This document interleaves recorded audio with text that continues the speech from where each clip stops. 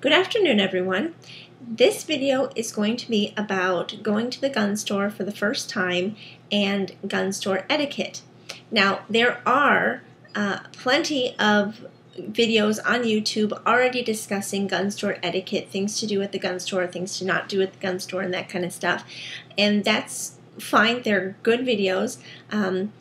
But I have a little bit of a unique perspective, having been on the other side of the gun counter for about 3 years and having some experience with some special circumstances such as legal aliens, green card holders, military personnel, out-of-state purchases, all that kind of stuff. I am not, of course, the ultimate authority on this kind of stuff, especially once you start getting down to your state laws.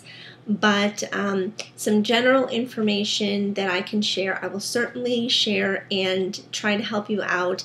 And I encourage the community to help out with any questions that people might have, because like I said, every state is different. There are federal laws that are, blanketed across the entire country, but there are state laws that I may not be aware of course.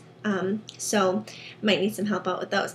But and I'm also going to break this video down into 3 main parts. And the first part is going to be what you need to know before you go to the gun store, before you even get in your car to go to the gun store.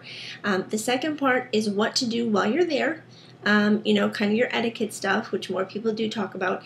And then the third part is going to be the actual purchase of the firearm. And that's where I'm going to be talking about background check and what to expect if you are delayed, and even what to expect if you are denied your purchase. So those are going to be the 3 main parts.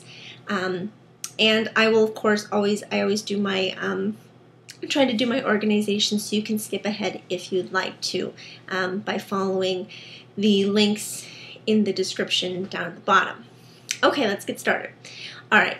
Before you even decide to go to the gun store and try to purchase a firearm for the first time, it's always helpful to know the laws.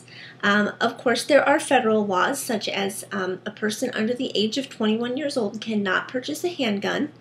A person convicted of a felony cannot purchase a firearm unless they have had their rights restored. And that is a long and arduous process to get your rights restored, but I have had customers who have had their rights restored and have purchased firearms, so it is possible. And of course, persons under the age of 18 cannot purchase any firearms. Persons between the ages of 18 and 21 can purchase long guns, again, depending on state laws, depending on what kind of long guns, but that's just the general, federal laws.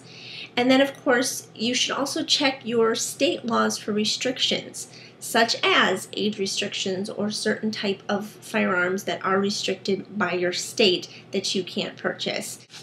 Another thing that is the responsibility of the purchaser is to know their own record, their criminal record. I can't tell you how many times I've had people come in and say, I want to purchase a firearm, but I don't know if I can because I have a criminal record. Can we do the background check and see if I can purchase one? That's not how it works.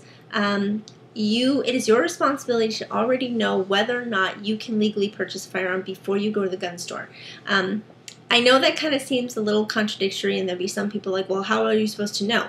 There are ways to checking. You can call your local gun store and talk to them beforehand and say, I have had this and this and this on my record in the past. Will this prohibit me from purchasing a firearm? And if they don't know, which sometimes they won't, I mean, they're not lawyers, they're not judges, but they can point you in the right direction of who to talk to in order to make sure that your purchase goes through without a hitch. Because certain states are different. Some you have to go through the state police, some you have to go through your local sheriff, some you'd have to go even higher than that.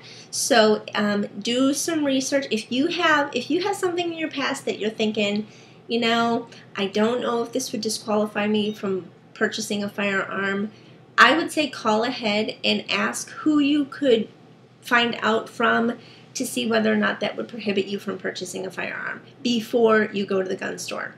Because that's not the time to do it. It just wastes your time, and it wastes the owner's time, and it wastes lots of paperwork. And it could cause trouble, legal trouble, which I'll get into more a little bit later about the purchasing process. So anyway, also, there is a difference between being arrested and being convicted.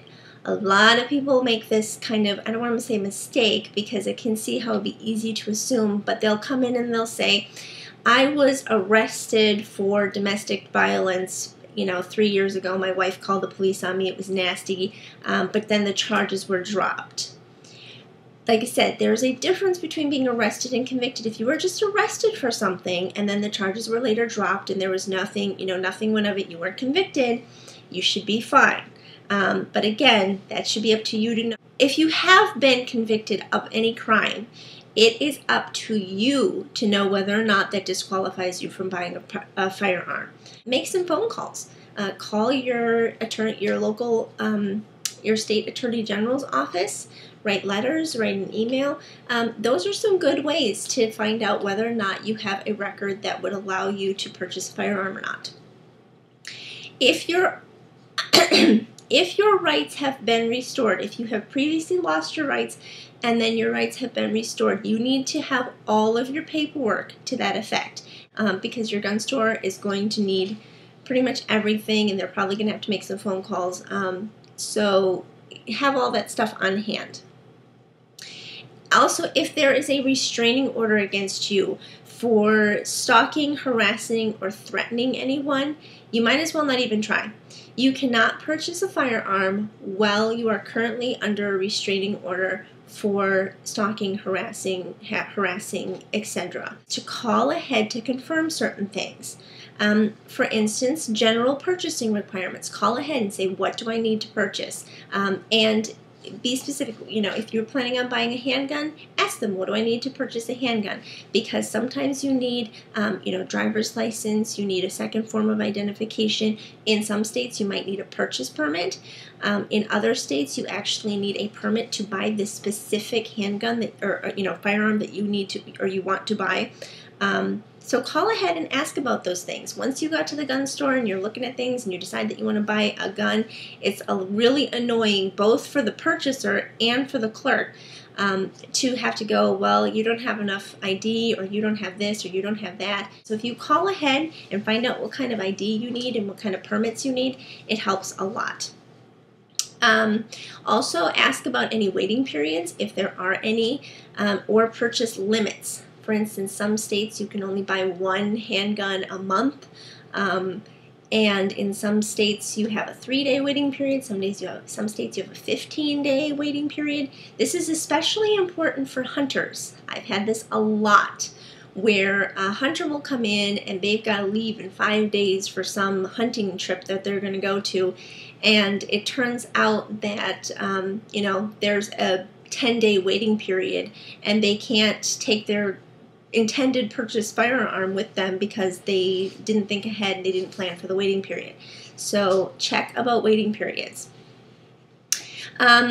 Also, check for state restrictions related to your purchase, especially for what they consider assault rifles. Sometimes you need to have proof of citizenship in order to purchase those in certain states, so something to be cautious of. Also, alert the gun store about special circumstances. Like I said, when you call ahead to ask about these things, tell them whether or not you are military, because that could be different. For instance, if you are trying to purchase a firearm, more particularly a handgun, in a state that you are stationed in the military, but you are not a resident of the state, it is possible in certain states, provided you have your orders that tell you that you are indeed stationed in that state. So it would be really helpful for you to know exactly what paperwork you need to bring to the gun store in order to make a purchase if you are military, and of course your military ID and the like, but you might need your orders. Also, law enforcement, there is possible exemption from some limitations such as purchase limits if you are law enforcement or a concealed carry permit holder. Tell them if you are a legal alien or not, if you have your green card, because you can purchase a firearm in certain states, provided you have your green card with you and everything's in good standing. You'll have to put your A number down, and you'll have to, there will be a little bit longer of a wait during the background check and all this stuff, but I have done quite a few of those, and they've gone through without a problem. Also, if you are an individual with your rights restored, tell them about that. It can be ready when you come in. Something that everyone needs to do before they go to the gun store is check their ID. It's so frustrating for a clerk to start the purchase process and find out that their driver's license is expired, or their voter's registration card is, their vehicle registration card is expired, or their picture is scratched and you can't tell. You need to have valid current ID, and it's up to you to check that and make sure that it's okay. Now, again, before you go to the gun store, it's a good idea to know roughly what you're going to purchase. There are some videos on YouTube that say, like, you have to know your make, model, and all that stuff. In some states, yes, you do, because you actually have to go and get a purchase permit for that exact gun before you can buy it. So yes, in some states you actually have to know exactly what gun you're going to buy before you even go to the gun store. In most states, though, you really don't. And part of the whole process of buying a first handgun and going to the gun store is to compare. You know, you pick up this gun and you say, yeah, this one's nice, but let me feel this one, see how this one feels. Having worked behind the counter, I don't really care if someone comes in and doesn't know all the Glock models. You know, I've been working in gun stores for years, and I still get the Glock models confused sometimes. I mean, come on, it's a bunch of numbers thrown in a hat. Same with like the paras. I'm like, what? So no, you don't have to know exact, but it does help if you can narrow it down as much as possible. I have had it where people have come in and they say, I want to buy a gun. And you're kind of like, okay, rifle, shotgun, handgun, revolver, pistol, help me out here, you know?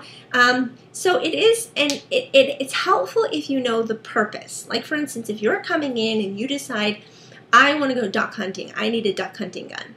Well, that helps. That narrows the field quite a bit. Or if you say, I want a personal defense gun, or I want a home defense gun, or I'm looking for a deer hunting rifle, or I'm looking for a varmint gun. You know, knowing your purpose could help narrow it down quite a bit.